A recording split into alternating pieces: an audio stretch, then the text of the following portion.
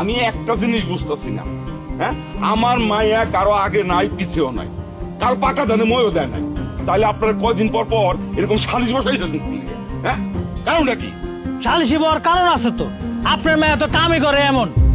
গ্রামের মধ্যে হুদায় একটা সেন্টার ফেন্টার খুলে বইছে, ইন্টারনেট দিয়ে একদম পোলাপানের মাথা নষ্ট করে দিছে, ফষ্টি নষ্টি শিখাইতেছে। গ্রামের মধ্যে তো আদব লেজ বলে কিছু নাই, সব উঠে গেছে। কি জামশেদ ভাই, কথা বলেন না কেন?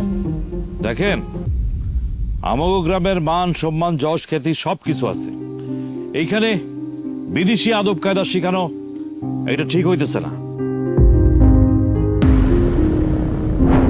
আপনার মায়েরা সাবধান করে দেন, এইগুলি এখানে চলবে না।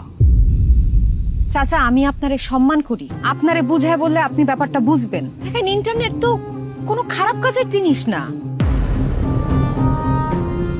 ইন্টারনেট বিশ্বের জানালা। এই ইন্টারনেটের জন্য আজকে পুরা বিশ্ব গ্লোবাল ভিলেজে পরিণত হয়েছে। এই গ্রামে বৈশা একটা ছেলে ইউরোপ আমেরিকার মতো জায়গায় কাজ করতেছে। জানালা খোলা থাকলে ময়লা আবর্জনা তো আসবেই, কিন্তু তাই বলে চোরের ভয়ে মাটিতে বৈশা ভাত খাইলে তো চলবো না। পুরা বিশ্ব থেকে মুখ ফিরে নেওয়ার তো বুদ্ধিমানের কাজ না।